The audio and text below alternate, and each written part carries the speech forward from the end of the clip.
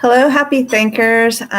Welcome to the channel. My name is Melissa, and I am the creator of Think Me First and Rock Your Vibe Apparel. You can find me at thinkmefirst.com. On Pinterest, it's Missy Think Me First. I also have a Facebook group. If you haven't and you want to join, feel free to stop by. It's just Think Me First group. Of course, we're here on YouTube. And I also have my new shop open, rockyourvibe.com. And that is just high vibration apparel that you can wear with confidence. Actually, I'm excited because I just got my first t-shirt today. And here it is. This is my first t-shirt that I designed. This is the Zen t-shirt. So I'm excited to be wearing that today. Anyways, just stop by and let me know what your favorite design is. And if you can, give me a thumbs up for this video, then hit the subscribe bar and hit the notification bell, and you will be notified every time I upload a video, which is usually every Wednesday at 7 p.m. Eastern Standard Time. Okay, so anyways, welcome to WTF, also known as Wednesday Thought Forum. Today we are shooting live episode number 58. I'm excited because this is the 58th video. But anyways, today we're going to be talking about the 9 milestones to self-improvement. And I know, every video I shoot is always about self-improvement, what to do with this situation, or if you're in this situation, how should you say that? Or, all these situations are just different ways to have different mindsets, just all different ways to do self-improvement. But we've never really talked about, the milestones of self-improvement, because it's just kind of like milestones of life, like anything else. You hit your 1 year and then you want to be 13, and then you want to be 16, and you want to be 21. Those are all milestones, or marriage. And but self-improvement has that as well. And so I just wanted to kind of give you what I think are the 9 milestones to self-improvement. So first, I just want to ask you to ask yourself a question, why do you think it's really important to self-improve? All right. Everyone that's here, again, is working on self-improvement, or you wouldn't be here. So, there's a lot of common misconceptions when it comes to self-improvement or development. We know that self-improvement is just, improving oneself, obviously. Okay. So usually what we do is we identify one specific area in our life, we focus on it, and then we do what we need to do to improve on it. And, then it's that. So we basically just identify, we do it, and then we think our job is done. So that is a misconception, and we'll touch on that as to why. Now, others may overthink self-improvement, and, they identify, and then they decide what they need to do, but then they don't take any action. So that's a whole group of people. And then we have yet another group of people that, they look at their life and they're like, I don't need to do anything because everything's peachy and hunky-dory here. So they don't think, just because their life is going good for a moment or something, they don't think they need to self-improve. But I have talked about this in many, many videos that, self-improvement, or just the continuation of learning is necessary. It's not just for young people or college students or anything. You should always be learning. So unfortunately, those mindsets hold people back from living their best lives. So basically, what I want to talk about is the first step of self-improvement. It's usually simpler than you think. The path of self-improvement is, first of all, acknowledging that something exists and you need to fix it to make your life better. So you need to accept the fact that there is something wrong, find out what you want to do, and then take action. Many people, again, don't take action. So if you can't even admit that there's an issue that exists, then nothing's going to happen. You're not going to self-improve. So again, you first have to admit that there is an issue, and then find out specifically what that issue is, and then be willing to ask for help. So this is like the first step of self-development, and asking for help is huge. I was one of those people. I was very stubborn, so I didn't ask for help because I didn't want to feel like I was a burden to someone. So it was very hard for me to ask for help. And I didn't want to appear as needy or that I failed. This is what I used to think, no longer, because now I welcome help. If people want to help, then they wouldn't be asking me if they didn't want to help. But anyways, I do have a whole article on below for you. And finally, the last part of this first step to self-improvement is do not think about what others think about you. It's none of their business. This is all about you. So don't worry about what others people think. Okay. So why would you want to pursue self-development? Have you asked yourself that question? Many of us don't realize that when we pursue or we don't pursue self-development, we limit ourselves. And we don't know that we're limiting ourselves because we don't think we need to self-improve, right? Self-improvement is more than just improving how we talk or improving about how we look or feel or how we dress.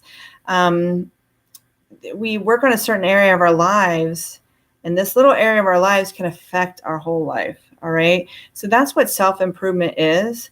Because I'm going to give you an example. Let's just say you finally get that full 8 or 9 hours of sleep that you've been longing for, and you're kind of doing this consistently now. So how do you feel? You are mentally aware and you can focus. You don't stress. So your overall health is getting better. It improves your mood for the rest of the day or the week. And then your just overall health and well-being just improves just because you got 8 or 9 hours of sleep, right? So you focus on that because that was your issue. So that's what you wanted to focus on. That's just sleeping. I mean, think about water, food, the basics, or activities. So, self-improvement, just one little area can affect your whole life. So you want to feel good about yourself, and it shows on the outside when you do take care of yourself. So, when you do this, then you will maybe even notice that maybe your friends, your coworkers, family members, or whatever, they notice that you're beaming and you're smiling and you feel confident, you look confident, regardless of what's going on around you. And, then they're drawn to you and they want to hang around with you more. That could be a good thing or bad thing if you like them or not. But I mean, that's your goal. You want people to be around you. You want them to emulate you if you are doing good things, right? It makes you feel good about yourself, and then they can feel good about themselves as well. So basically, I'm just going to give you the 9 milestones that I think that I have noticed through my journey that are guaranteed to help you turn your life around or, get that fulfillment out of life. All right. Because basically what it comes down to is you need to commit to becoming the best version of yourself. And I have written a course on this and I'm giving it away for free right now. So I'll go ahead and put that in the comments below too. And you can sign up for that and get the benefits of that as well. Okay, so let's start with number 1. Again, these are 9 milestones to self-improvement. And number 1, the very, very first one is going to be self-awareness. Because if you're not aware that you need to self-improve, then, you can't even begin the process. So when you're self-aware, this milestone is when you start to, begin to gain clarity on things, who you truly are, what your dreams are, what you're passionate about, what you stand for, your rights, okay? And this is like your purpose, who you truly are, or who you truly desire to be as a person. And then, of course, you're going to see yourself transform into something that's totally different than where you were. I can kind of give you a process that I went through. Again, if you are not aware or haven't seen some of my prior videos, I was a victim of mental and verbal abuse for many, many years, exceeded 13 years plus. It still continues today a little bit, but I know how to handle it now. So I had totally lost my identity. I had no confidence. I've hit rock bottom. And it was just a really bad feeling. I didn't know who I was, what I was supposed to be, what I was doing, what I wanted to do. I didn't know any of that. So, finally, I became self-aware and started to gain that clarity. It was hard, but yeah, it's doable. And again, I was deeply depressed, and so I started there. So self-awareness was the big piece. It's the eye opener. It starts the whole process. So then number 2, went on to a spiritual awakening. Now, keep in mind, I don't like to bring religion into the videos because everyone, to each their own. But some people believe in God, some people believe in Allah, some in Buddha. There's a bigger creator, whatever.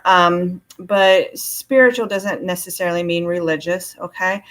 So when I use spiritual awakening, I'm just, a larger creator, the universe, things of that nature is what I'm talking about.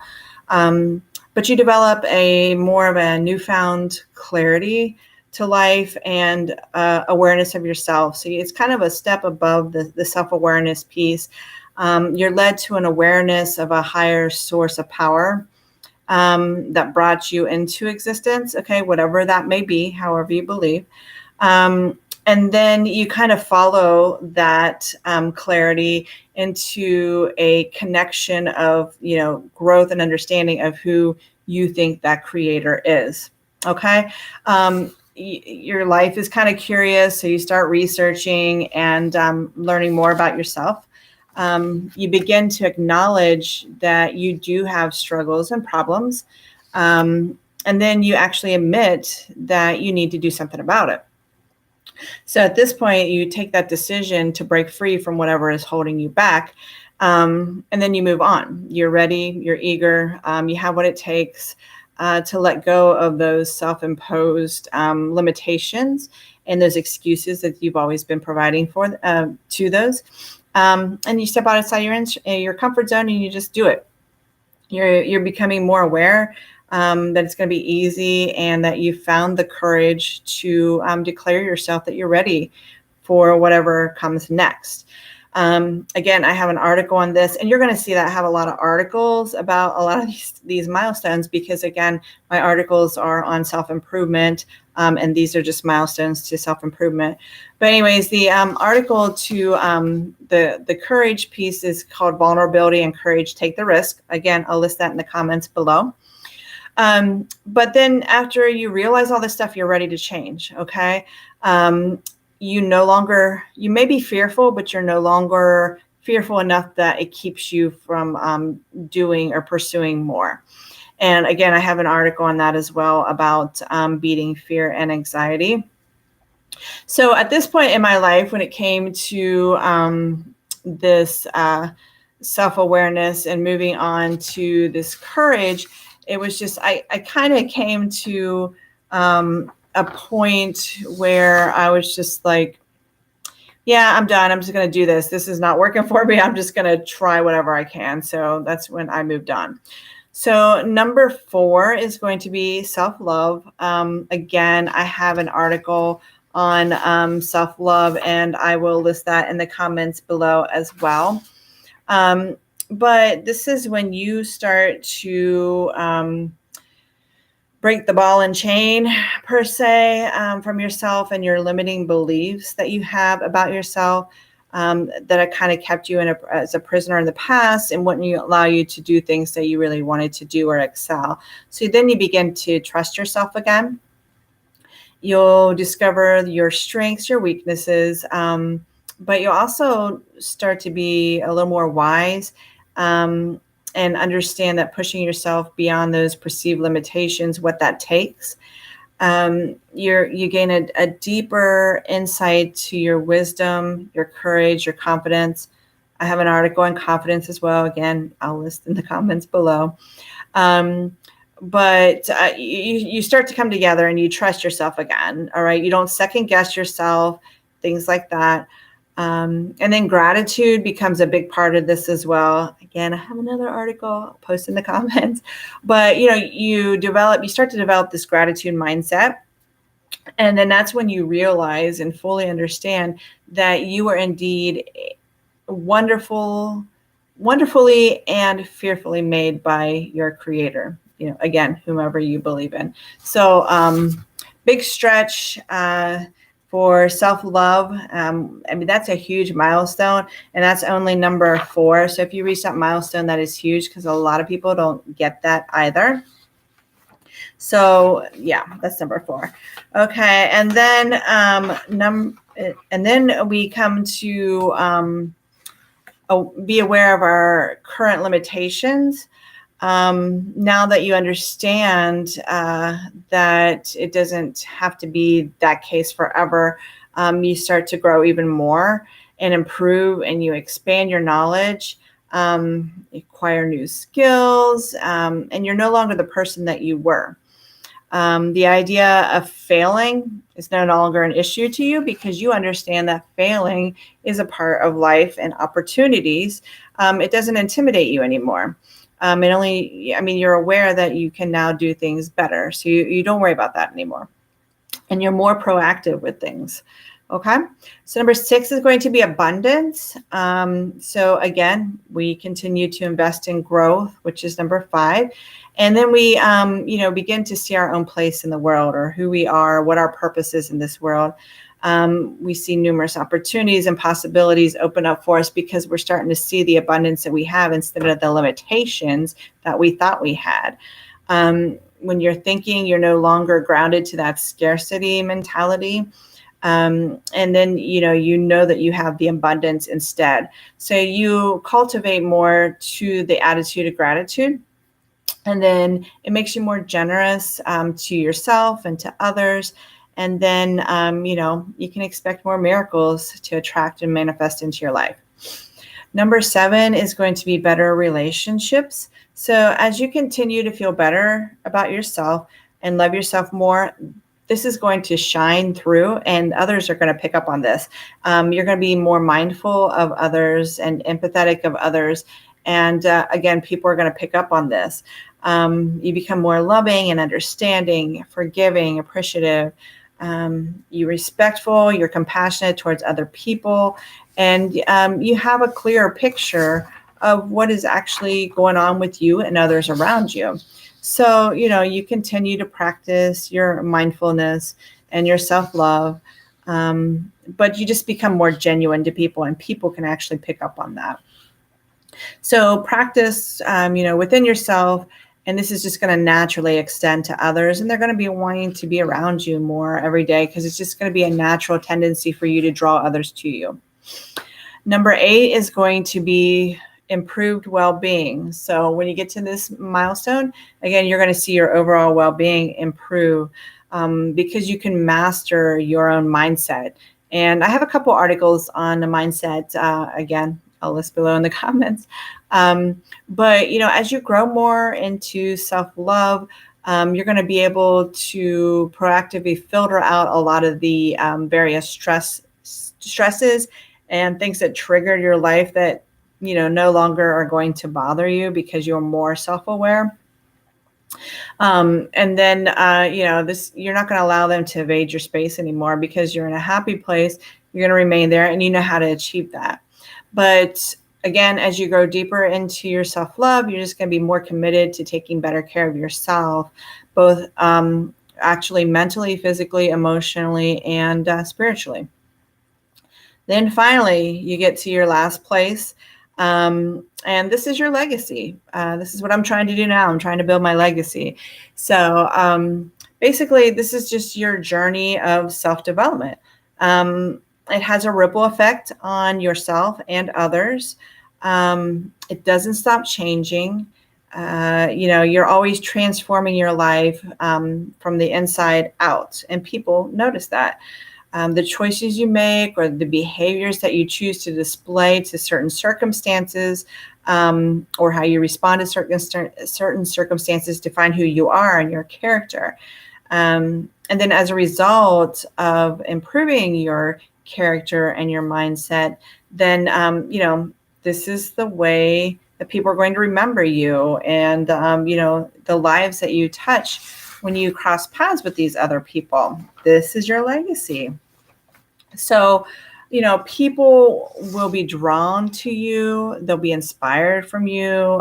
You're going to provide examples to them when they embark on their own journeys to self-discovery and awareness and may cross some of the barriers that you did. So your legacy, again, is just going to create a ripple effect to others. You're going to influence them, and then they're going to influence others. It's just going to be a trickling effect upward. So it goes on and on. So ask yourself a question: what kind of legacy do you really want to leave for others? Because the legacy that you lead or leave is totally up to you, and it's your choice as to how you want to be remembered. So just to conclude, I'm obviously a huge advocate for self-improvement. I was once a mom, and I had that mindset that my kids were always first. So, I just kind of let all my passions and dreams kind of go by the wayside to help other people, whether it's my kids or family or whatever. And that's not a bad thing. Don't get me wrong. But you can do both. And it's really important that you maintain who you are as a person. You still pursue your dreams and happiness because, after 18 years or so, your kids are gone and have moved on to do their own lives. So it's very important that you take the self-care you need to keep your identity and your purpose in life going as well. And unfortunately, I didn't take that route, but that's fine because it led me to this path, which was meant to be. So just again, make sure that you're aware and honest with yourself if you are giving yourself the self-love and self-care that you do deserve. So since then I've reclaimed my responsibility for my own happiness, and that's why I wrote my course. This is why I'm doing the videos and the blog and everything, because these are just things that I want to share that I have learned throughout my journey. Okay, so just one last thing I want to conclude with is I just want you to know and realize that you are wonderful and a unique person with particular skills and attributes, and with the potential to use those fully in being your best self. Again, find in the comments below, I'll list that free course to be your best self. It's a really good course. It's a short course. It's 10 videos, and they're a couple of minutes each. So it's nothing long, but check them out because they're real eye openers. Okay. So anyways, just, let me know in the comments what you took away from this video. And if there's anything I can do for you, leave that in the video comments as well. Anyways, I just want to thank everyone for being here. And, remember, think me first. It's not selfish, but it is necessary. Everyone have a good evening. And thank you again for joining. Take care.